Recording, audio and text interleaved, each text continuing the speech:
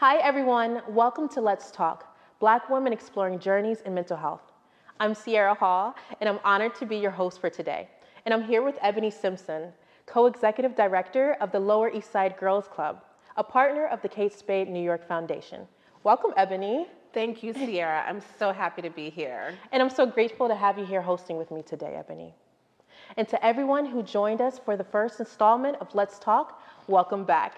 Our conversation today is our second in this series. Let's Talk is all about Black women exploring the individual and collective journey that each and every one of us experiences with mental health. We recognize that mental health comes with a lot of stigmas, especially for Black women, whose mental health has long been underfunded, undervalued, and quite frankly, underacknowledged. Absolutely. The Kate Spade New York Foundation has supported the Lower East Side Girls Club to expand our health and wellness programs for our girls, giving us the capacity to give extra love and attention to their mental and emotional health as they navigated the pandemic. And even more, Kate Spade New York has been an instrumental partner as we launch our Center for Wellbeing and Happiness and its first 2 years of programming. We have offered a mix of virtual and in-person programs catered to girls, as well as her entire community, all genders and generations. We know that mental health doesn't exist in a vacuum, and Black women and girls, along with their communities, don't have one singular experience with their health and wellness journey. So we take a holistic, trauma-informed approach rooted in healing justice and community resilience. Girls learn to value their health at pivotal junctures in their lives, gain tools for practicing self-care and stress reduction, and establish diverse practices for themselves that will support their healthy and successful futures. Wow, you're doing so much incredible work.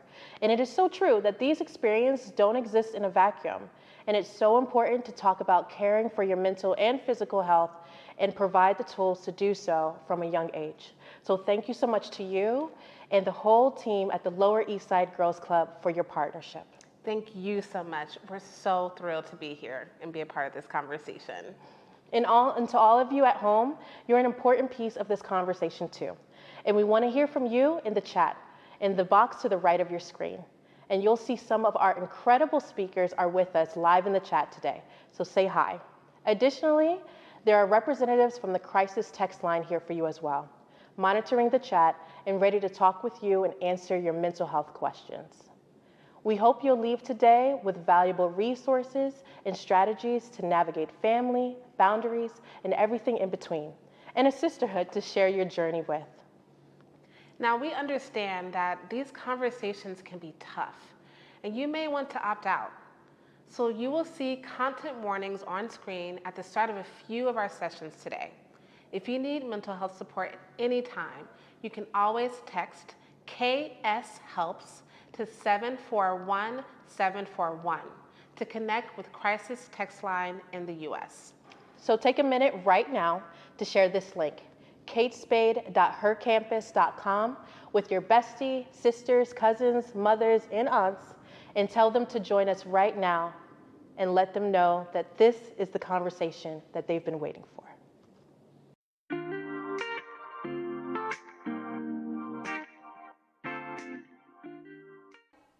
Today, we're going to hear from some incredible mental health experts, athletes, actors, college students, and more to discuss the topics you told us were top of mind.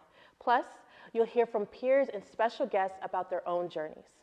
First, we're so excited to welcome back the iconic Dr. Ashley Elliott, affectionately known as Dr. Vivid, with our community member from her campus, Clark Atlanta, Jordan Yearwood.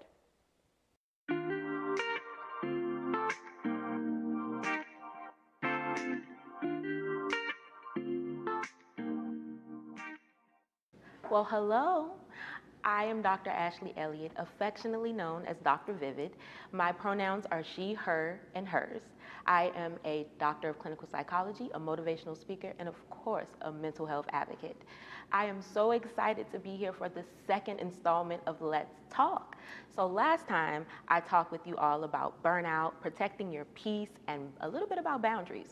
But today, I'm excited to be here with the gorgeous Jordan to talk about how we navigate conversations about mental health with our families. So before we get into it, Miss Jordan, introduce yourself. Well, hello, Dr. Vivid. Hello, everyone. My name is Jordan Yearwood. My pronouns are she, her, and hers. I am a public relations major at the illustrious Clark Atlanta University, and I am from New York. I am so happy to be here today because I've been looking forward to having this conversation because I believe it is truly needed. Mental health is such a deeply personal thing, and I feel like it is so important for us to be able to talk about it with, our close family and friends. I am so excited for us to bring this conversation to the forefront and to other Black women who may need it. You know what? Absolutely. As a Black woman, and not just as a clinician, I'm aware of the layers that there is to this mental health journey. We have stigma, we have intergenerational curses, we have lots of pressure. And I really want to have a conversation today about how we navigate those conversations with our family and how we deal with transitions when we're talking about our mental health. Now, Miss Illustrious Clark Atlanta, you are in college. Yes. And I know from going to college myself that there's a lot of pressure, especially as a Black woman, going on a campus, being away from your family, and you're out of state. So there's cultural differences too. So I really want to talk about that, the pressure, intergenerational trauma, and cultural stigma when it comes to talking about mental health with your family. So yes, I want to know, especially during this panorama pandemic, the panini press that we're still in, chapter 3, I want to know how you are talking about mental health with your family, and are there really conversations about mental health? Talking about mental health with my mom has never been an issue for me. She's always made sure to let me know that she's here to support me, and if I have anything on my mind that's bothering me, to come to her and talk about it. She's always reassured me that it's a safe space, and I actually thank her for making a point to do so because my grandmother, she never got that, so my grandmother never did that for her. My grandmother is born and raised in Trinidad.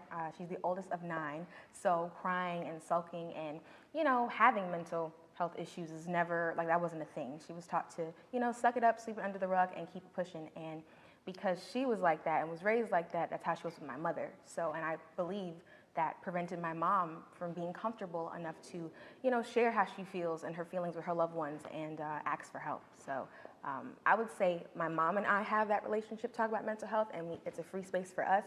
But as far as my family in a whole, it's definitely something that I think we should work on. And you know what? That's a common conversation, a common thread within the Black community amongst Black women, the idea that we don't have time to talk about ourselves. We don't have time to take a pause, take a beat, and really say, this is going on with me. And that feeds into what I was talking about earlier, that intergenerational trauma. And in the Black community, we call those generational curses. So generational curses are things that we have passed down because of messages that we've heard or because of expectations or stereotypes we feel like we need to fit into. So your grandma, being the strong Caribbean woman that she is just reflecting what she has been told. But your mother, she's a curse breaker, and you are too. And being a curse breaker is so important, saying that I get to be free with my emotions. I get to check in with myself. And also that cultural stigma, that taboo, especially in the Black community and Black women, that we can't talk about what's going on in our house. I know that was a thing for us, don't let them know what's going on. So seeking mental health resources or any type of therapy, how have those conversations gone with you and your mom or anyone else in your family? So for therapy, I don't attend therapy, but my mom does, and she said it's been super helpful for her to finally be able to talk about everything that she's been keeping inside for years. Definitely put her onto journaling, because that's something I now do, which I know might sound like a cliche, but trust me, it works. Don't knock it till you try it. So she's been doing that, and honestly, I would say that she seems so much better and just in a better place, just happier. So.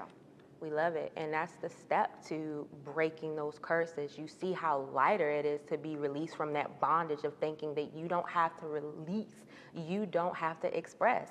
And journaling is bomb. I have lots of journals. Y'all see my freestyle journals. I'm a rapper in my spare time. Oh, period. Yes, let's go. But something that I want to touch on, because you are going to college during the pandemic, and you're journaling, and you're away from home, you're away from your mom, who you seem to have a great relationship with. There's so many transitions going on for you. How are you managing your mental health, and how has the pandemic in college impacted your mental health? Honestly, I'm still learning how to manage my mental health going through the pandemic. I was honestly so ready to go to college. I've been going to predominantly white schools the majority of my life, so I was so ready for that HBCU experience. Come on here. But I definitely felt discouraged because I thought that I would have a hard time, fitting in at my HBCU from going to predominantly white schools. And all of my life, I've been told that I sound like a white girl, whatever that means. So I was a little nervous, but got to school, didn't have to deal with that at all, and everything was great until the pandemic hit. That's honestly when I realized, no, my mental health is not good. That's when my mental health really started to go downhill. And during the pandemic, I felt so defeated because, one, I had to go back home. I was ready to be in the South in a different city, and just everything that I had planned, I was looking forward to, everything I had planned going for myself couldn't happen. It had to come to a halt. But being able to see some of my classmates still, live their life on social media, even though, social media is not real, live their life on social media and still make it work was very, discouraging because I'm over here overthinking, I'm comparing myself, and I just felt like I wasn't doing enough. So, yeah, it definitely took a toll on my mental health. And I'm still learning to this day how to really get it together because coming back to school, I told myself, all right, we're going to just finish where we left off, basically. And I'm taking it one day at a time, but everything's been great. One day at a time, one moment at a time. And remembering that you're going through something that no one else has gone through, unless, somebody alive with you in college has gone through polio or the Spanish flu or something like that. I don't think so. They're gone, right? Yeah. So we don't have any resources to say, how do we go about this the right way, And comparison is the thief of joy. And that can definitely impact our mental health, looking on social media and looking around at our classmates and our campus mates. But always remember that sometimes people have resources that we don't have. But I think it's beautiful that you took that time to say, hey, I need more for myself, and I want to journal, and I want to reflect, and I want to get resources that are going to help me through this time. So I'm proud of you, Jordan. Thank you. I'm proud of you. Come on, with the journaling and stuff. With journaling, that's helped me so much when it comes to self-reflection and just learning about myself in general. I always would hear people say, oh, when you go to college, you learn all about yourself. And I'm like, what does that mean? How do you learn? How do you learn about yourself? Don't you just know yourself? But actually writing and sitting down and reading what I wrote, and then, months later going back and seeing what I was going through at that time, it's like, wow. So I learned that triggers me or that bothers me, or I'm not going to deal with, people who treat me this way, or just even the smallest things. I love going on walks when it's such a nice day outside to get Starbucks. Easy. Just small things like that. So I definitely encourage people, to start journaling. It might take some time getting used to, because you think about having to open up a book every day or every other day, and it's all right, what am I talking about now? But once you keep going, it's kind of like a best friend. You want to tell them about your day, what you're thinking, everything. So. You are up here dropping the gems. You can do it. It's sometimes the simple things, and it sounds so cliche, but it's really where it starts. And that leads into me wanting to give everybody some tips about having conversations with your family and yourself about your own mental health. So one, we want to remember boundaries, the name of the game. Letting people know what's right for you, what feels good for you, and what things are off limits. And also, mental health is the same as your physical health. So if you have a broken leg, if you have asthma, you're going to have a conversation with your family about it. So if you're feeling sad, if you're feeling confused, if you're feeling anxious, it's in the same boat, honey. Have the conversation. And remember that this is for you and not for them. And if your family who loves you and is connected with you, really respect you and are connected with you, they want to know what's going on with you and how they can be there to support you. And remember, it may be taboo in some cultures, it may be hush-hush in some cultures, but if you don't open your mouth, how can we help you? Jordan, it has been a time. It has been a great conversation. I'm so proud of you and your family for being curse breakers. You better break them chains, girl. I love it. Yes. So, is there anything you want to say before we wrap up? I just want to say I think this is incredibly insightful. Thank you so much, Dr. Vivid, for having this conversation with me and offering this type of reflection and support. I think it is so important that we speak candidly about mental health and, being able to ask for support. I know this is super valuable to me, so I'm sure it was valuable to many others. So thank you so much. And thank you for being here with me and being so open and so vulnerable and so honest about your journey. And I just want to tell everyone, remember, walk in your purpose on purpose. Your mental health matters. And let's get back to these hosts. They look good, y'all. Okay. Bye, guys. Thank you.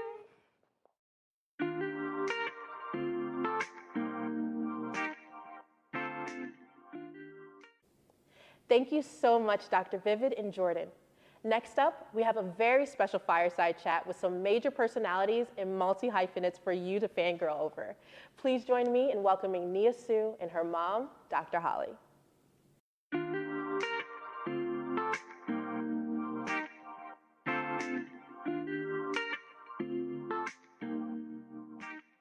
I'm Triana Pine, Senior Manager of Content Production at Kate Spade. I'm so excited to have two special guests with us today, Nia Sue and her mom, Dr. Holly. Hello. I'm happy to be here. Sounds like a signal. I know, we were like Harmonizing. the same thing. I love it. You may remember them from the hit show Dance Moms, and these incredible women have quite the impressive resumes. Nia, you're not only an amazing dancer, but you're also an actress, an activist, podcast host, and a musical artist, all on top of being a college student at UCLA. And Dr. Holly, a longtime professional educator, a podcast host, an author, and a mom to 3 wonderful kids. Thank you.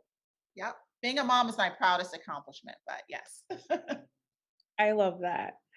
I want to thank you both so much for being here with us today to chat about mental health and family and times of growth and change. You two have a wonderful, supportive relationship, but like any family, a mother-daughter pair growing up, I'm sure you had your challenges.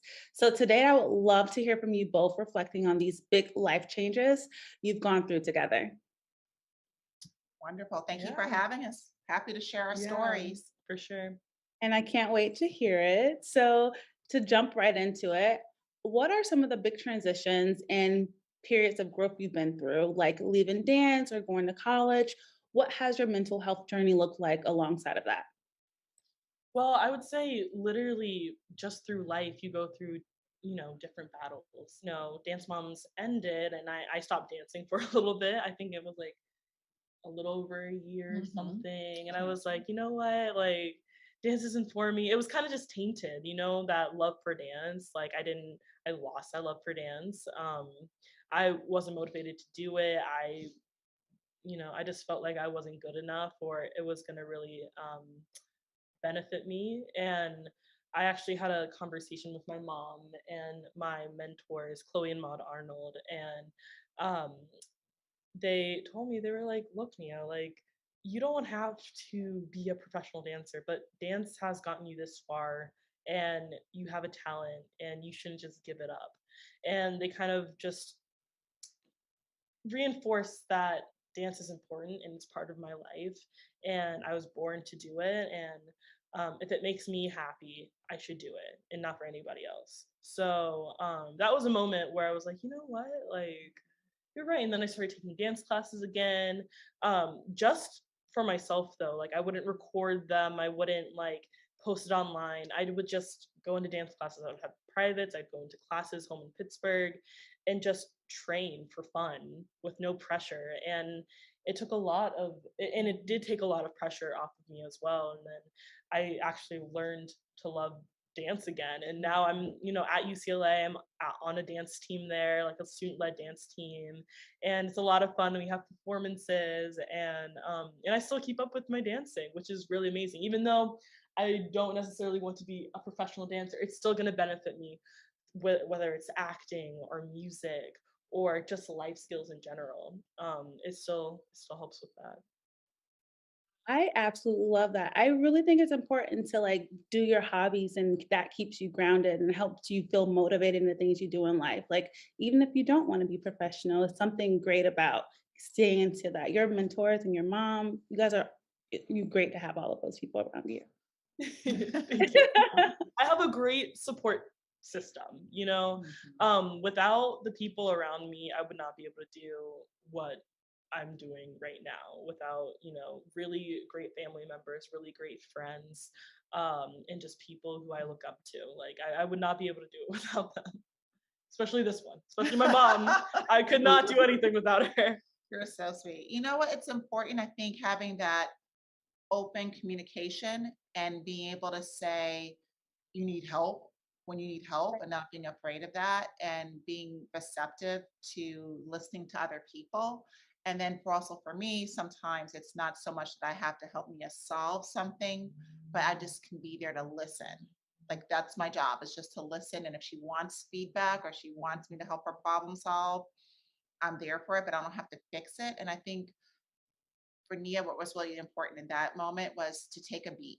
Like sometimes we feel like we have to be so impulsive, especially as Black women, we have to solve everything and we have to be strong, we got to figure it out. And sometimes you just need to take a beat Hmm. and just relax and just, you know, breathe, have a moment, reflect. And she did that. She took time to figure out what was important to her and why she loved dance and kind of bring her back to what she loved about dance. Hmm.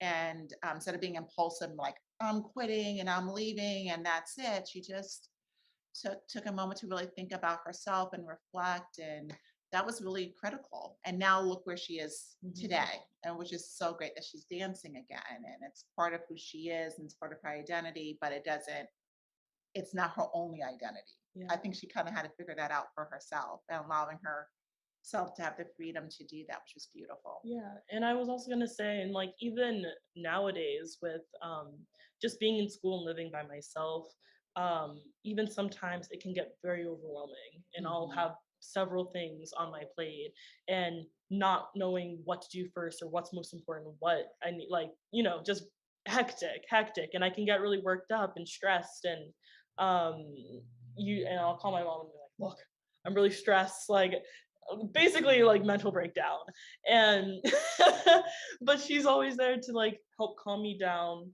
um to basically remind me to like take breaks because I'll work myself so hard, especially like I feel like as Black women, especially like we work ourselves so hard, we try and do everything not only for ourselves but for other people, Right. and eventually it catches up with you and like you can get run down, you can get sick from that. And it's happened to me before. And my mom has to remind me to like take little breaks and to schedule time off to do nothing, whether and to rest. And she always reminds me rest isn't just sleeping. It's rest is literally just laying down and doing absolutely nothing. Could just be watching TV, letting your body rest, not doing anything. And I've had to learn that. I'm still learning that. Absolutely. And it's funny because I'll tell her, like, you know, everything may seem important, but everything is not a priority. Like, so you feel like everything has to be done. And sure, I'll give you that. It's all important, but everything is not a priority. So you have to figure out what things are priorities and which things are not. Because at the end of the day, and as a Black woman who was in the professional field for many years as an educator, I was a principal and I was like, I got to do this. I have to do this for my students, my faculty, then I was my parent, as a parent and my kids. And finally, it was like, you can do all this for everybody else, but if you can't take care of yourself, then you're no good to anyone else, really. So at the end of the day, you can't run yourself ragged that you end up denying yourself. You know, you have to be you and allow yourself to have the time to rest, and rest is should be a goal.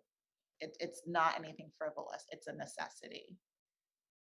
OMG, you just dropped so many good gems in there. I don't know how many to pick up from that, but I think I think what hit home for me, because I think I relate too, is just rest and choosing yourself first, because we all want to do it all. Black women, everyone, we forget that of course we have goals, but we just try to chase up everything, and we Right. need to prioritize self. And another thing that hit with me, I think, is when you decided that when you said when you went to college and how you started to everything became a little bit overwhelming, that transitional period before when you had your parents making those decisions for you at home, those micro decisions that you didn't realize you needed to make yourself. I remember for Yes. me as a college student, I was so excited to leave home to like go and do the college thing. And I was like, wait, I have to choose my own dinner. I need to do all of Yes. these things. So like, okay. Part of the struggle is figuring out what you're going to eat that day. Exactly. But it's great that you knew that you need to talk to your mom to go through those like moments together. And then eventually as you're growing, you're making those decisions for yourself and they're not all so strenuous and confused and you can prioritize yourself more.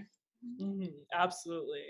I have these unrealistic expectations that you should have it all figured out. Like no one has that all figured out. Adulting is hard. You got to give yourself some grace. And I think that's part of it is we don't give ourselves enough grace to make mistakes, figure it out. And, Nia calls me, but like half the time she's just, I listen and she's figuring it out. I'm like, it's not going to end like, it's one meal. You'll figure it out. I would love to know, like, I love to learn more about how you both learned about your experiences, especially as Black women in the dance world, both as a dancer and as a mom. I think something that's really interesting, especially in the competition dance world, is that you just don't see that many Black competitive dancers. So like usually when I go to competitions, like there'd only be like a handful of Black dancers even at the competitions. So I definitely feel like there needs to be a lot more diversity in the dance world. First of all, always need more diversity in the dance world, but especially the competition dance world, it's just interesting. It's a different breed. I feel like growing up, a lot of people just saw me in this environment where, well, not people, yes, the whole world did see me in this environment where I was the only Black girl, Black child in. And I feel like, you know, people say what they want to say, but at the end of the day, like I'm very secure in my identity. Like from the very beginning, I knew I wasn't like the rest, like the rest of the girls. I wasn't trying to be like the rest of the girls. And at times we would have to do things our own way or stick up for ourselves more because people didn't understand Absolutely. some things. Yeah. And I think that has its own burden and challenges when people look at us and we're like, oh, you're the only one. So you want to be white or you don't fit. And like you get it on both sides. In some ways you don't fit in with the rest of the team because you're the only Black mom or daughter. But at the same time, other people might look at you and feel like, oh, well, you're in an all white environment. So that has a whole nother level of stigma too. So you have these intersections of your identity. And what we had to come to terms with and what I had to help Nia was like, you know who you are. You don't have to, your Blackness is not defined by anybody else. You know who you are, you know your identity, you know you're a Black woman. And that's also my job as a mom is to make sure she is affirmed, that she feels secure, she feels validated, she feels supported, she feels celebrated, and not that she's feeling that she has to constantly prove herself.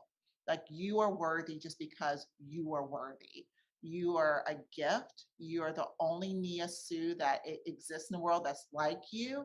And you don't have to prove that to anyone. And just as long as you know who you are, that's the most important thing. And it's hard at times. And I think lots of people grapple for their identity and trying to assert it or trying just to feel secure in it because you want to be comfortable in your own skin. And sometimes you just don't fit in. When we moved from Pittsburgh to LA, when the show moved, that was hard for us. And season 5 was a really tough season for us because we felt very isolated, very much alone. We were away from, my husband, my sons, You my didn't really know parents. anyone here. No. So our support network was kind of stripped away. And we were on the outs of a lot of people on the show at that time. And we had to meditate. We had to pray a lot. We prayed a lot. Talk about a stressful time. That was a very stressful. You talk about transition. Yeah, and mental health. And mental health. Yeah. I broke down and cried a bunch of times. And it's funny because this is something we both had to learn and we grappled with just talking out with lots of people. It's like we try to, I think, as Black women, not to show our emotions because we're strong. So I think the whole idea of letting people see me cry was really hard. And there were moments on television when I was crying and I was like, I don't want people to see me cry. I don't want people to see me cry. And it's part like emotions are good. Thank you for that. Everything you said made so much sense, and I really believe that you guys have an amazing relationship. Hearing it, everything you went through, these transitional times, I want to applaud you early. But just like go back to like the next topic. You guys talk a lot about your relationship, and I hear you speaking life into each other about mental health. I would love to know, like, did you ever sit down and have like a conversation about what mental health means to you both? We do talk about mental health because we do talk I about don't think it. we like sat down and was like, look, let's talk about mental we're health. gonna have our talk about mental health. No, but we talk about it a lot. We talk about it a lot. We're big believers in how powerful the mind is and how powerful the mind is over your body. And it's really important that you listen to your body when your body is telling you like you need to slow down, because your mental health can contribute to your physical maybe not well-being. And for us, and it's happened to me many times where, like I said before, where like my mind will get the best of me and it will just shut my whole body down.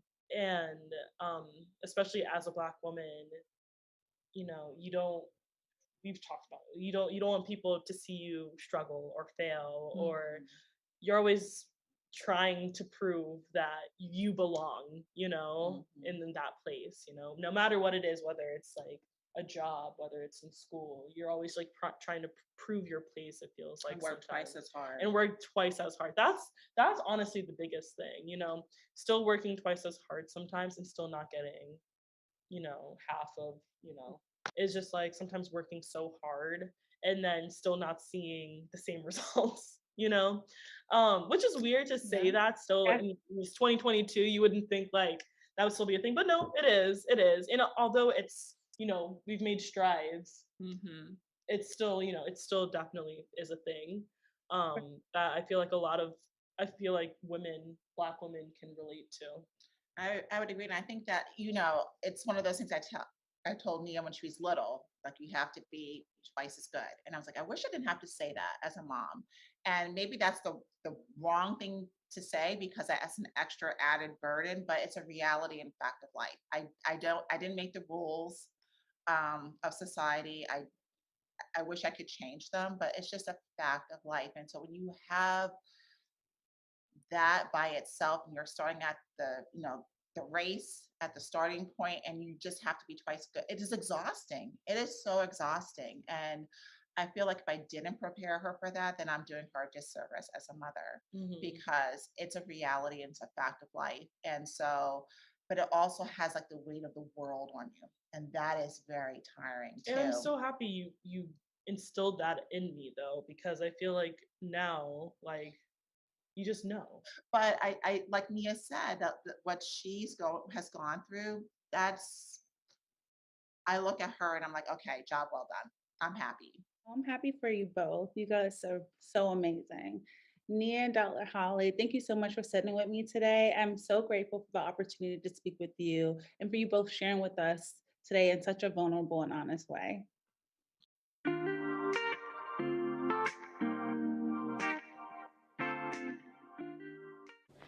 Thank you so much, Trey, Nia, and Dr. Holly, for letting us in on your beautiful relationship. Now we're going to play a very special interview game with some of our incredible community members who you may remember from our first Let's Talk event. This is, can I ask you something?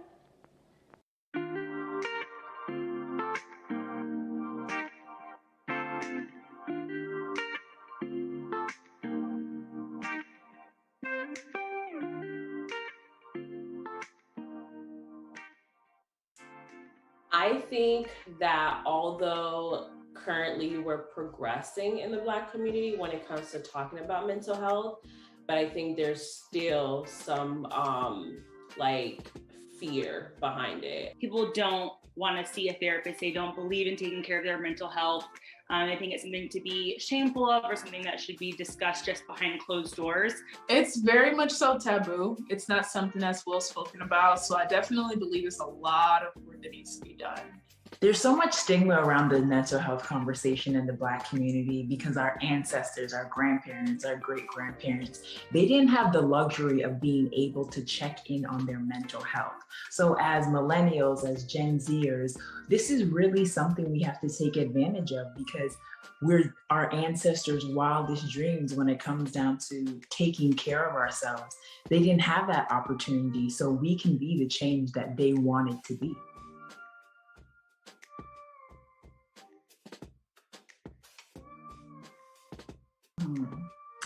Things I'm trying to unlearn as a Black woman is I don't have to be always defensive. That's okay. Like, you know, it's easier said than done, but I don't have all the answers and that's okay. As a Black woman, I am unlearning that being vulnerable does not equal to weakness. I'm trying to unlearn that everyone looks at me as a target and everyone looks at me as someone to be afraid of. I'm trying to unlearn that it's not okay to share my feelings or to express myself or even be able to share with other people about things that I'm going through. I think one of the biggest things that I'm trying to unlearn is that I don't deserve a seat at the table.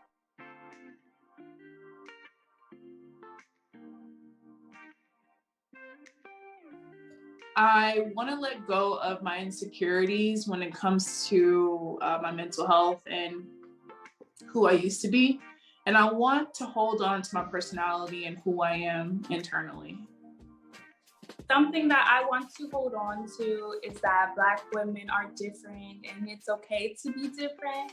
And also something that I want to let go of is the fact that people think that we aren't supposed to be in certain spaces, and to let that go and just be able to be myself. If I could let go of one thing, it would be trying to live up to a stereotype of what is considered beautiful or pretty or acceptable. I want to hold on to my vulnerability and my strength. I want to let go of society's idea of beauty standards, and I want to hold on to my worth as a woman, my worth as a Black woman. I want to let go of attachments. I just want to go into situations and opportunities knowing that what's for me will find me. And like my grandmother used to say, what's for me can be on for me. Meaning like what is for you and it won't miss you. Things I want to hold on to, I want to hold on to as much community, unity, love in my family. I want to hold on to my family forever.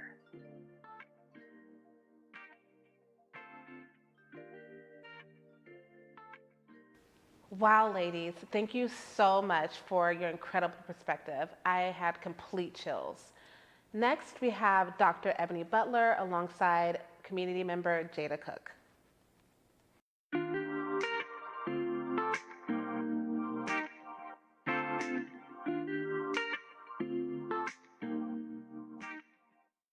Hey y'all, I'm Dr. Ebony, pronouns she, her, hers. I'm a licensed psychologist, food relationship strategist, and creator of my therapy cards. I am so excited to be chatting with you today. Hey everyone, I'm Jada Cook. I'm a student and content creator at Kennesaw State University. My pronouns are she, her, hers, and yeah, I'm really excited to be talking about boundaries with you today. Yes, I think boundaries is a word we hear quite often, but a lot of times we don't dive in enough, so I'm happy to do that today, especially as we're talking about relationships. I think boundaries are so necessary to form healthy relationships, and so we can show up as our authentic selves in relationships, right? That's with family, that's with romantic partners, that's with campus friends, work colleagues. I think boundaries are so important in all of these situations, especially as we talk about transitioning in these relationships.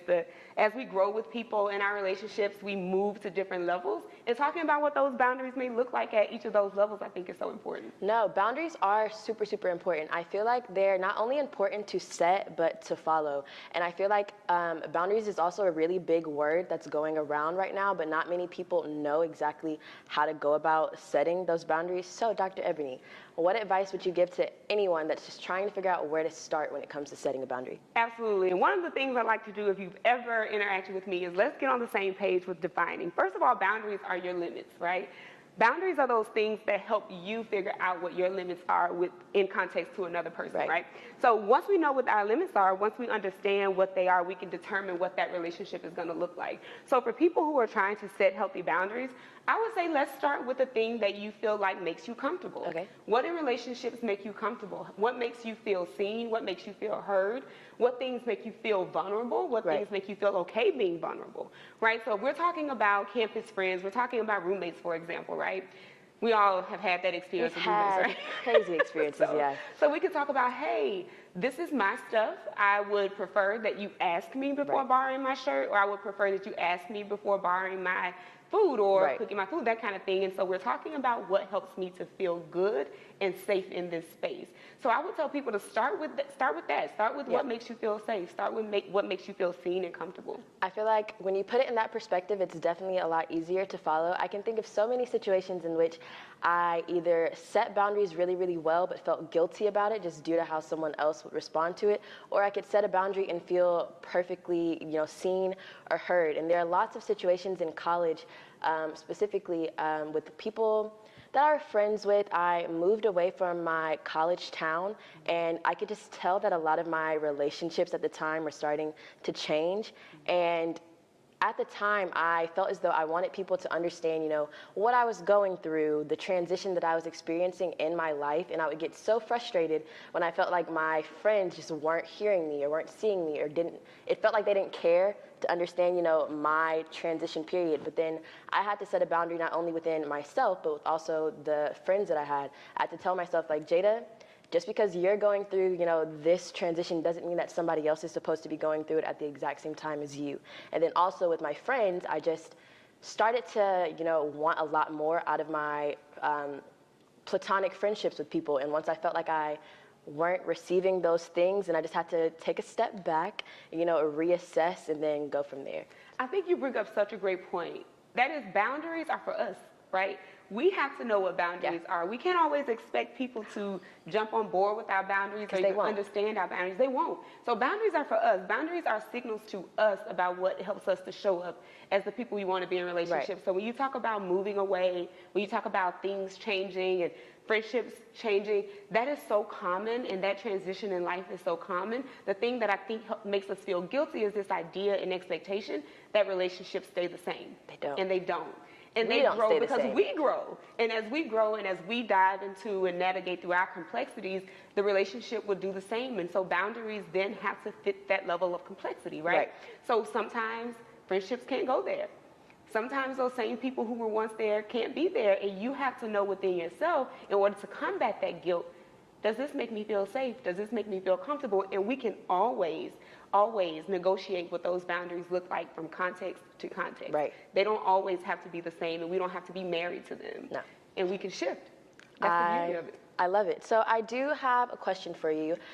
So for me, I'm a senior in college, so I'm getting ready to, get my big girl job and just figure out exactly what my place is in this world. And you're a psychologist, I'm a psychology major, and you're pretty, established. How did you go about setting boundaries within your workplace, or what advice could you give to me for the future? Yeah, this is a big question. Okay.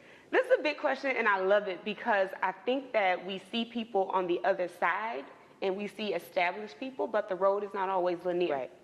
So even as a psychologist, I haven't always been able to take up the space that I take up now, right? I had to gradually get there. So as a person who transitioned from college life to corporate America, that kind of thing, I had to navigate my spaces carefully. My boundaries looked different then than they look now. And I'm sure as a Black woman, that was even a lot more difficult. That's the added complexity. That's the added complexity, right? So I have to be careful. I had to be a lot more careful without this PhD, if we're just being honest. I had to be a lot more careful when I was starting out than I have to be now. There's a lot more credibility that comes with the PhD than doesn't come with the BS, And so when I go into spaces, I had to ask for a lot more permission. I had to watch my words. I had to be strategic about how I talked about things that made me uncomfortable. I had to make some sacrifices and think about things that I wanted to say, what things I could deal with, what things felt comfortable. And so I had to weigh my comfort a lot.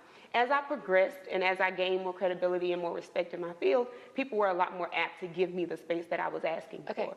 I don't necessarily agree with that, and that was my journey, right? So as you are a person who is about to go and get your job, I would say go in and start here. Start now when you're on the interviews. Ask questions like, what is the job satisfaction here? What is the work-life balance here?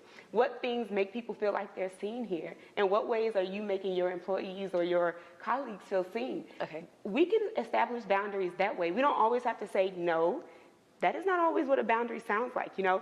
Boundaries sometimes sound like, how much PTO do you give? How much vacation time do I get? And you get to decide if this is an environment that makes you feel safe and that makes you feel comfortable. That is also a way to establish boundaries when we can't say no. But let me negotiate here. Can I negotiate? Maybe I can't negotiate for pay write-off, but can I negotiate for more time at home? Can I negotiate for a hybrid work schedule? Can I negotiate for vacation? Can I negotiate for a computer? Those kind of things are also boundaries and ways that we can show up. So I feel like I have a lot more perspective as far as setting boundaries. I know oftentimes I just think that in order to get what I want or to feel seen, I have to say no. And sometimes it's a lot easier said than done. And when it comes to other people, it's like, I think setting boundaries, sometimes it might not be as hard as it appears, but it's the just wanting to know what someone else's reaction to that boundary is going to be. That's what makes it a lot more difficult for me. So now I just know whether it's in family relationships, romantic relationships, work, school, I have a lot more, perspective as far as how to set those boundaries. Yeah, and one thing I want to add, it is not our responsibility to take care of people's emotions once we set the boundaries. You know? Yeah. And so we can take that pressure off of ourselves to be responsible and feel accountable for that. Right? We set the boundary from a place of good intention, from a place of grounding, and we're doing it from a place of compassion and hoping it lands well with people. It might not.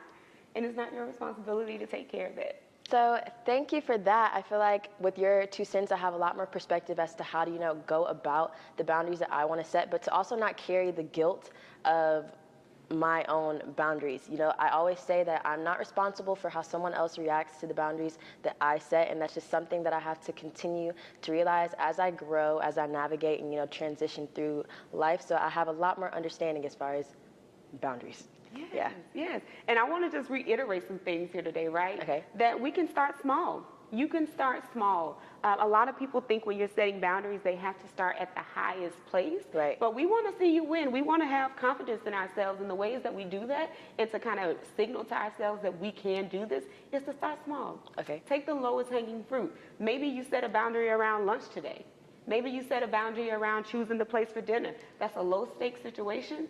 It's not high threat, and you can see yourself win and build that confidence to be able to set boundaries in those relationships that are significant. So start small, start with people who make you feel comfortable, and remember that boundaries is all about our limits.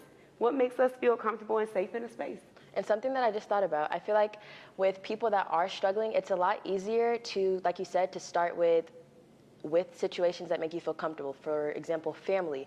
I feel like it's a lot easier setting boundaries within your family than it might be with friends. Your family, they know you. They can't judge you too harshly. So I know with me, let's say if there's something, if someone didn't wash the dishes and it's like the sink is full of dishes and it's something that I don't feel like I need to tackle, my boundary could be like, hey, I didn't do this, clean your mess. Like something as small as that, and just working my way up the ladder. You're spot on. You're spot on. Okay.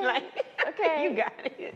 Well, thank you so much, Dr. Ebony, for this conversation. I learned a lot, and I'm pretty sure everyone watching learned a lot as well. And I'm just so appreciative that I got to sit down with you. I'm so appreciative, too. Thank you, Jada. You've been fantastic. I appreciate that. Bye, guys. Bye, y'all.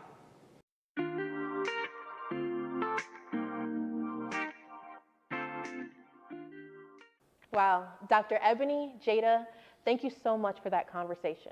And I will raise my hand in admitting that setting boundaries can be tough, but you're making it a whole lot easier. So thank you. And next up, we have a very special chat with some absolutely incredible athletes. So please welcome student and track and field athlete Anna Hall from the University of Florida, with athlete and entrepreneur Phaedra Knight and Olympic gold medalist and TV personality Sonia Richards-Ross. Over to you, ladies.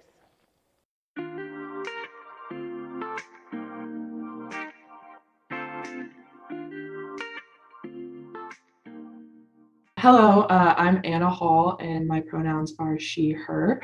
I am a student and an athlete at the University of Florida, where I'm a junior majoring in finance.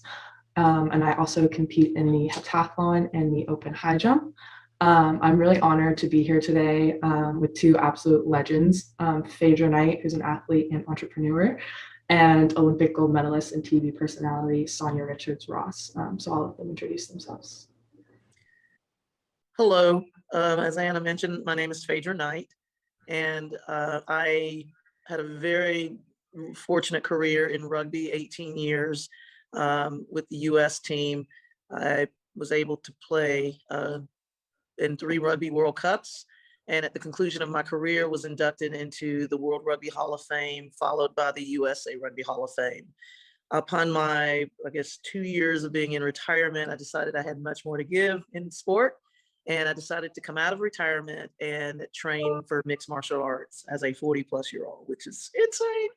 However, I did, and I wear a couple of different hats. I am also a business owner. I launched a clothing line in the midst of the pandemic called the PSK Collective, started a nonprofit that works with marginalized youth, Peak Unleashed, and do a little bit of dibbling and dabbling in television as well. So very happy to be here. Obviously honored to be here with Sonia, with Anna, and thank you. Happy to be here with you all as well. Awesome, Phaedra. It's a treat to be with you as well and to see you again. And Anna, nice to be with you too. I am Sonia Richards-Ross, a 4-time Olympic gold medalist in track and field. I am also the American record holder at 400 meters. I retired from the track in 2016, and I am currently still a Nike brand ambassador. I work with NBC as a sports commentator. I'm a wife, I'm a mommy, an entrepreneur, and all the things. So I'm just super excited for our conversation today. Perfect. Thank you both so much for taking the time to chat with me today for Let's Talk. This series is about fostering spaces for conversations that we as Black women really want to have. And this is a conversation that I've definitely really been looking forward to. As the three of us know, there are a lot of unique pressures surrounding being an athlete, especially as a Black woman. And for myself specifically, as I am a college athlete beginning the transition of hopefully transitioning into a professional career, I'm really interested in hearing both of your perspectives as global champion athletes. So I'll kick us off by starting the first question. And the first question is, how has your identity and mental health journey as a Black woman intersected with your identity and mental health journey as an athlete? Well, I'll start off, if that's okay, Sonia. Of course. You know, these things are really never just separated. I think we both will agree, you know, we're Black women and we're athletes. That's simply who we are. And that presents some really unique challenges depending on which arena I'm in. And everything I do coming into those situations has to be geared towards maintaining really a healthy mental state so that I can really keep that sort of composure. Yeah, and I definitely agree. You know, when I thought about this question, I thought that it's so hard to separate the two, right? I feel like, honestly, my journey, my mental health journey as an athlete actually prepared me for my mental health and wellness as a Black woman. Because for as long as I can remember, I've always been a Black female athlete. And in training to be the best that I could be on the track, I felt like it taught me how to show up in the world as a Black woman, because as Black women, we always have to be the best. We have to show up as our best selves. We have to be better than everyone else. And so, you know, I honestly feel very grateful that I had the journey of being an athlete, because I feel like if it weren't for the discipline and the mental toughness that I gained by stepping on the track every day and setting this lofty goal of being an Olympic champion, I don't know if I'd be able to navigate sometimes the challenges that I face being a Black woman in this world. So, you know, for me, I see the positives of being, you know, a Black female athlete. I've always embraced it. I love being an athlete. I love being a Black woman. And, you know, I try to face all of the challenges with a positive mindset. But, you know, I certainly feel like it's thanks to sports that I'm able to show up every day, you know, wholly myself. because we all know it can be tough on many days. Yeah.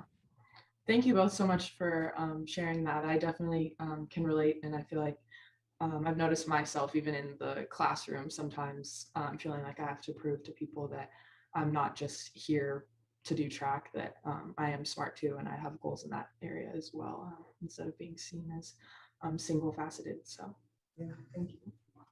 The next question that I wanted to talk about today was the unique pressures that we as Black women, as athletes face that maybe sometimes our white male counterparts do not. So if there's any of those that either of you would like to share on, please jump in.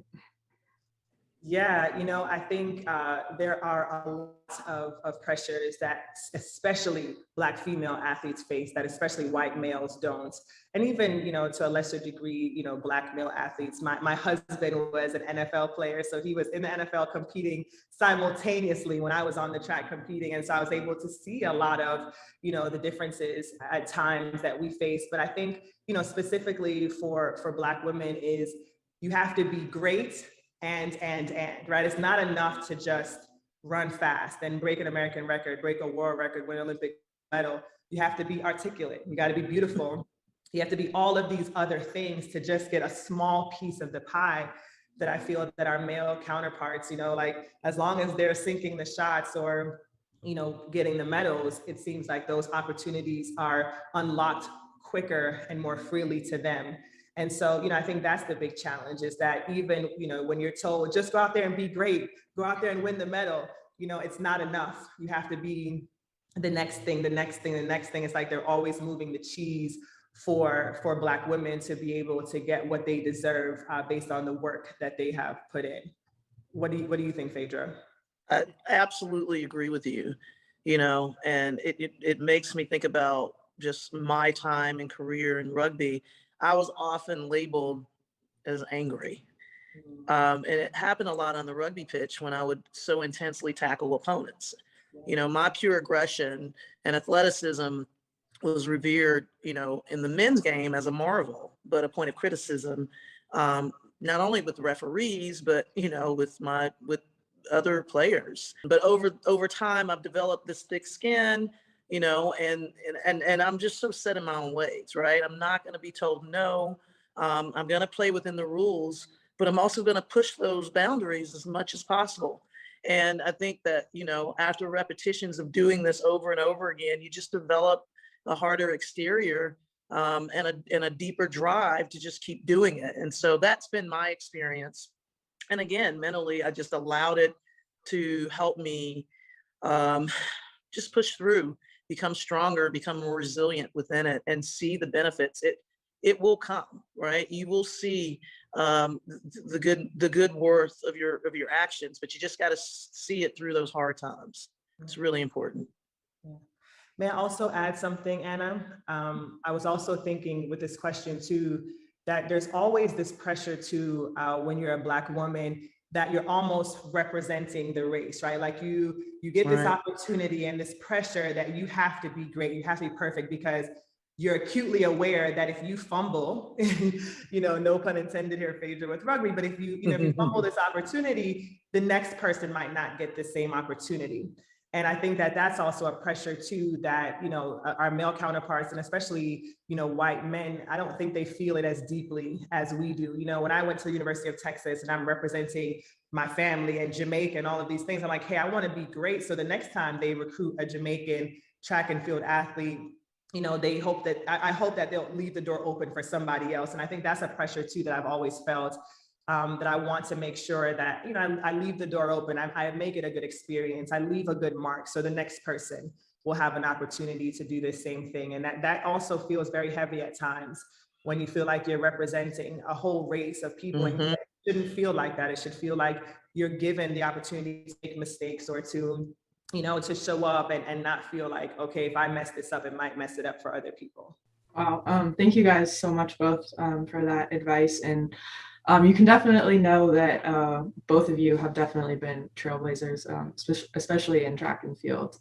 Sonia, I grew up watching you on TV and going to your track meets. So I guess the next question that I want to transition to has to do with burnout and during your professional athletic careers. How did you guys notice it coming on, and what were the steps that you guys took to prioritize self-care and balance your training and personal life? You know, you have to kind of find what works for you, and it is a priority. I am nothing to anyone if I am not whole. And I mean, Sonia, I know you know this, being a mother and being a wife, you play many, many roles. And so you have to make sure that you are complete before you can give anything of yourself to anyone else. And so it's a good selfish. I think self-care has taken a bad rap in the past, and there's nothing further from the truth. It's an absolute. In order for you to be able to give to the world, you've got to be able to give that bit to yourself. And so it has to be intertwined, one and the same, at least for me, in terms of training, and recovery. It's all intertwined for me. No doubt about it, Phaedra. And I think that I probably have learned more about that being a mom, is that you really can't pour from an empty cup. And so even now, today, I still prioritize self-care. If I feel like I'm overwhelmed with motherhood or entrepreneurship or any of the things I'm doing, I pull back. I take some time to pour into myself, whether it's taking a walk or, taking a bath or reading a book or just doing something to just recharge, to be able to go out and give that to the world or to my family or to whoever it is. So, to everyone watching, I think it's super important that you prioritize those times, because just like your muscles need rest to grow, so do you, to be able to continue to take it to the next level. So don't think it's just work, hard all the time. Obviously, when it's time to do that, you want to do it at the highest level, but you always want to rest and take care of yourself at the highest level too. Wow. Thank you guys so much. I think those are all the questions that we have time for today, but it's definitely been really comforting just to hear your guys' stories, and inspiring to hear little anecdotes from both of your unique careers and paths towards success. And I hope this conversation will be helpful to other Black female athletes. And before we end, I just wanted to ask if there's any last reflections that either of you wanted to leave with us. No, I think that conversations like this are so important. And I'm just so happy that we had this time together. It was really incredible for me to also reflect and to be able to share and impart any bits of wisdom that I had. I hope that this was beneficial to everyone listening in some small way. I'm excited that her campus and Kate Spade thought that this was necessary for this community. So delighted to have been here to share my thoughts. Phaedra, it was such a treat to be with you, like I said, and Anna, you did a great job. So thank you for having me. Yes, of course. Absolutely right on. Agreed. Just pleasure to be with everyone here, and listening to you talk, Sonia, just reminded me of some things that I need to just make sure I'm cognizant of at this stage in my career. So lots of really great tidbits, and just again, great to have this forum. Thanks likewise to her campus and Kate Spade.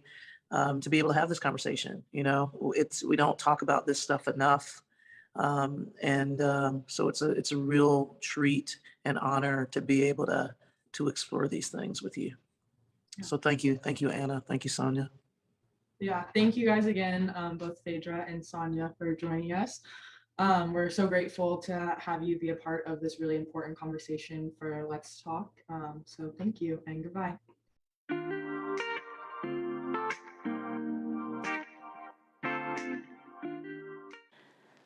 Wow, I am so inspired by the three of you, such powerhouses of skill and such incredible women.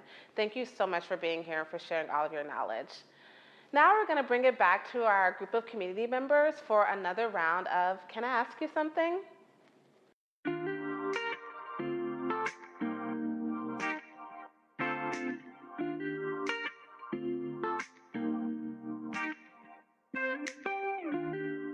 I would never change my hair. I grew up wanting different hair texture, and I tried everything to get that.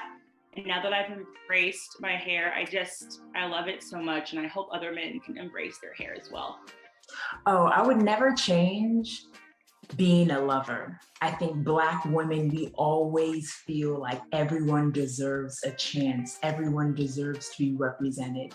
So Black women, I love that we love, and we love hard. I would never change how diverse and versatile I am. Acknowledging that I can be professional one second and unprofessional the next second, having duality, and not feeling like, oh, I'm an Oreo, or, I'm less Black, for being able to, adapt to different environments and having duality. I wouldn't change my personality. I'm a very straightforward person. That's something I love about myself. Some people can't handle it, but I live by just being honest and true to who you are, and then everyone else that's meant for you will gravitate towards you. So that's something I would never change about myself.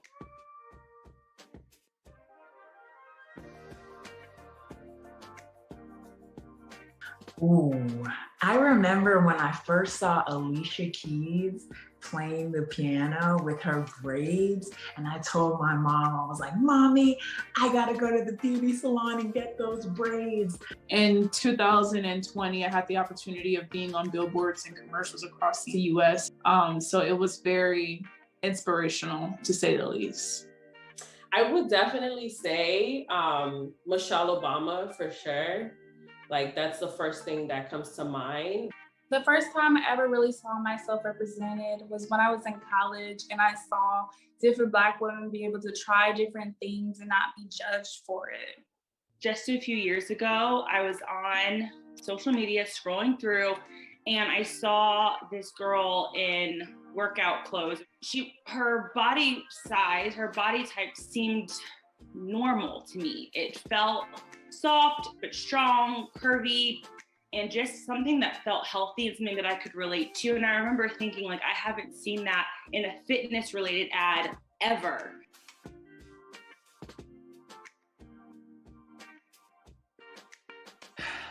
When I started to get these types of opportunities to be able to share my story and being able to help and motivate a lot of other women, seeing so many amazing Black women around me, teachers, parents, friends, sisters, judges, everyone around me, just being amazing and incredible makes me so proud to be a Black woman and hopefully inspire a Black girl out there.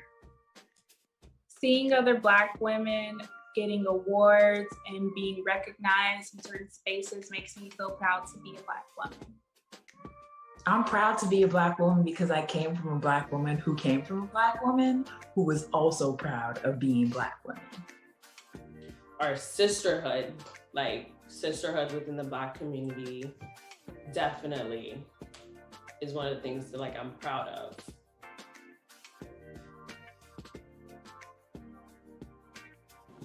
Thank you all so much for your vulnerability and insight. I love hearing these incredible young Black women speak their truth to the world. So again, thank you. Now, we have one more very special fireside chat. So please welcome back Nyla and our special guest from the hit HBO show, The Sex Lives of College Girls, Renika Williams.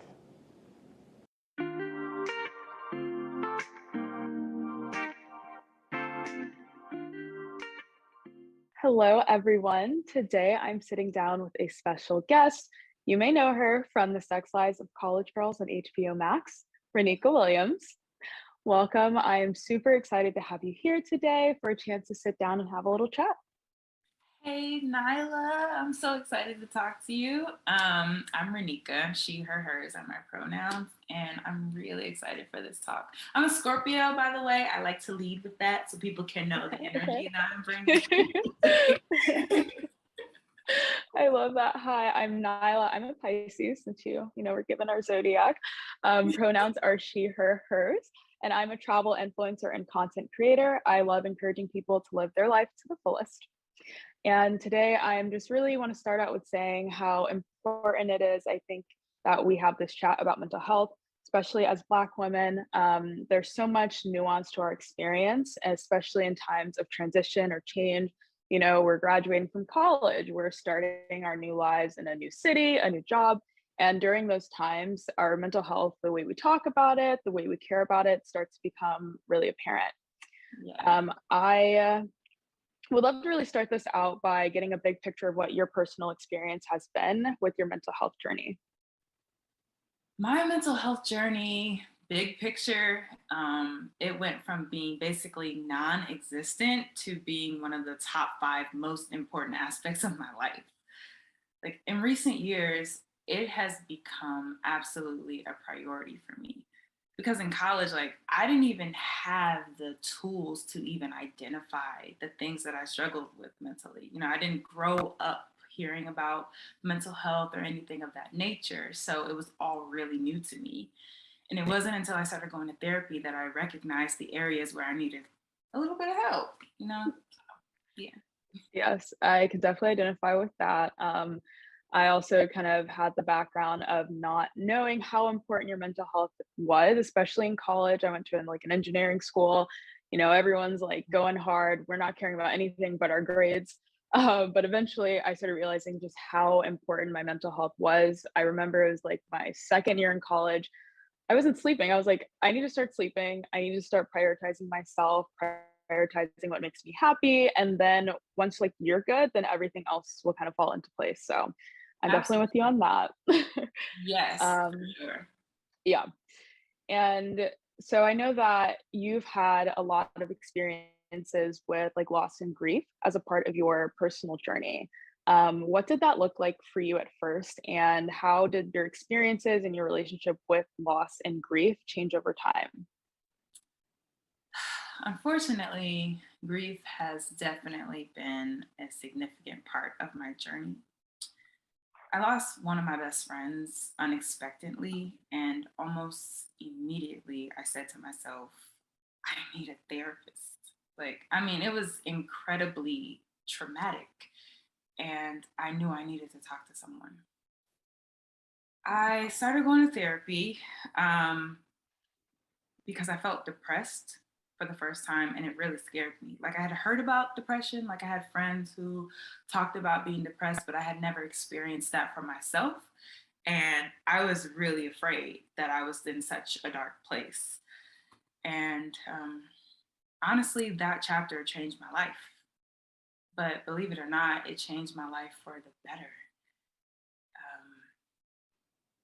I really got a chance to learn how to navigate my grief in grief therapy. I miss my friend every single day, but I am a better person because of what that season of my life taught me. I learned how to navigate my grief and accept my loss and move forward with my life, which was most important. And it really made me even more grateful for every moment I was alive breathing. You know what I'm saying? Like, I feel like I took it for granted being so young and like losing someone so young. It was like, wow, like life really isn't promised to any of us. Let me be grateful for every moment that I'm here. So now I'm in regular therapy, you know, doing that good work on myself and figuring out, the areas on how I can make me the best version of me for myself, for the people that I love, and the work that I do. I love that. Yeah, especially when you talk about gratitude, that's something I've been focusing on a lot this year. I've been doing the 5-minute journal every morning. I wake up and literally write down, like, what am I grateful for? And it's always like, I'm grateful for waking up this morning, because again, your next day is never, it's never promised. So having a gracious attitude is such a big mindset shift that I really appreciate. So kind of in those difficult times, and as you've been moving forward and working on your mental health and, putting yourself first, getting to your higher self, what are some things that you do that brings you that peace, that joy, and that happiness? Honestly, my spirituality. I'm huge on prayer and meditation, and it has literally seen me through the darkest of times. I get my peace from the Creator. I love yoga. That gives me peace. I was feeling anxious the other day, Nyla, like for real. And I was like, give me a moment to do my yoga and to center myself and breathe. And it literally, I came out of that yoga session like now I can actually think about what I need to do to move forward with this problem that came up. You know what I'm saying? Yeah. And you mentioned journaling. I actually do that at night. Like I list all the things like that I was grateful for that day at night. So I love that you do it in the morning. Journaling has been a huge part of my journey too. Cool. I love that. Yeah, we have a lot in common here. For the past like year and a half, I got into like my yoga journey. Love doing yoga. Same thing sometimes when I'm feeling overwhelmed, a little like clouded headspace. One of my go-tos is like, let me do a quick, vinyasa flow, kind of just like ground myself. Love breath work, kind of really calms your anxiety down. So like, yeah, really honing in on those kind of hobbies have been really important to me. What kind of hobbies have you been getting into as a part of your mental health maintenance? And what do you find so powerful about making time for your hobbies? Oh, child, I needed a hobby, okay? I needed a hobby. For so long, acting was my hobby, but it stopped feeling like a hobby when it started paying my bills. Like, yep. You know what I'm saying? Like, Yes. what if I don't book a job? What if I go a long stretch without working? Then I just don't have fun. I don't enjoy myself. Like that didn't feel healthy to me. So, I mean, it's been a slow journey, if I'm being honest, but I've finally started to figure out my life outside of work, and it feels really good because I've given myself permission to be more than my work. I've discovered that I love adult coloring books. I mentioned yoga. I love cycling. I love hiking, even though I live in New York and there's not much hiking. When I'm out in a hiking area, I love to do that. Like, I've really realized how much being outdoors means a lot to me, getting fresh air. So yeah, I had to find a hobby. Like it's so important. It's an important aspect of my mental health maintenance because, this industry can be a lot. And if that's the only way that I have fun, that, that doesn't feel too good. Yeah. Yeah, no, I can definitely resonate with that. Just also as a creator. So a lot of what I love to do, which is making content, video, going and traveling, that is now, becoming monetized. And so I have to really find that fine line of, okay, what I can do can make me money, but I also sometimes have to do it just for me and just for fun. So yeah. Definitely agree with that. Vacation is important. I will tell you, like for a long time, I never went on vacation because I was like, oh my God, I always have to stay ready. I always have to be available. And it was like, no, like live your life. I feel like I'm a better artist because I've been able to explore and travel and do things of that nature. So anytime you want to take a trip, we should go together. I'm with you on that. I'm always down to take a trip, literally at any time, at any moment. Yes, absolutely. Speaking about like work and you working in the entertainment industry, I would just love to know what your journey has been like in entertainment, but specifically as a Black woman. Do you see that the industry still has areas to grow when it comes to recognizing like Black women and kind of all that we are and all that we do? Oh, most definitely. Like, I don't always feel seen as a Black woman in entertainment. Sometimes I do, but usually when I do, I usually feel seen by other Black people, specifically Black women. You know what I'm saying? Like the way that we support each other. But I definitely think the industry can do a better job or has more room to grow when it comes to showing all the different colors of Black women. I don't always have to be the voice of reason or the funny one or the best friend to the lead, like those things start in producing and in the writer's room. So I definitely think there are ample opportunities to grow and progress in those areas.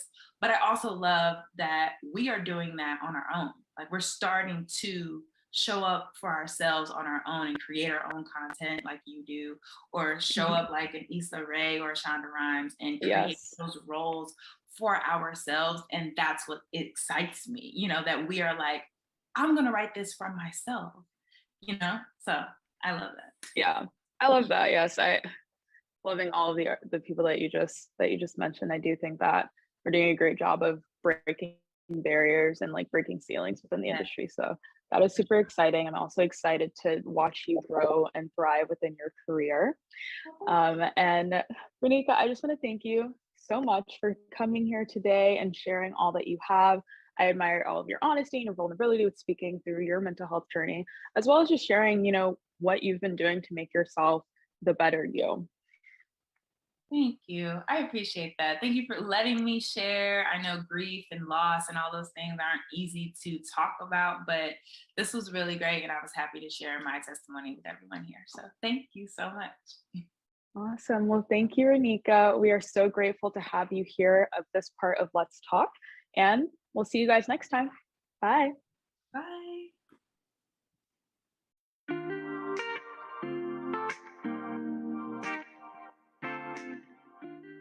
Renika and Nyla, thank you so much for sharing your stories and such powerful vulnerability with us. You're both such incredible women. And it is so amazing to hear from these young Gen Z women who are doing the work for themselves and caring for their mental health in such an intentional way. And thank you to everyone watching at home with us today for being a part of Let's Talk.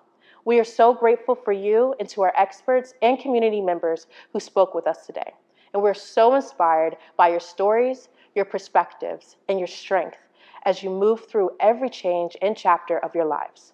It has been so deeply special to us to put on this series of real conversations to shine a light on Black women's mental health. Mental health is a deeply personal journey that affects everyone, and we hope today gave you a little more confidence to take the next step in your journey, whatever it may be. Now, this whole event is going to stay right here on katespade.hercampus.com. So maybe you'll share this conversation with family or loved ones as a first step to talking about mental health, or go back and take some notes for yourself. And remember, if you need mental health support at any time, you can text KS Helps to 741-741 to connect with Crisis Text Line in the U.S. And you can find more on all of the amazing resources that we talked about today listed below and by clicking resources above this video. So tell us what you loved and who you shared this with. Share your feedback on katespade.hercampus.com and check back at katespade.com/social impact for updates on their ongoing work to provide 100,000 women with access to empowerment and mental health support by 2025.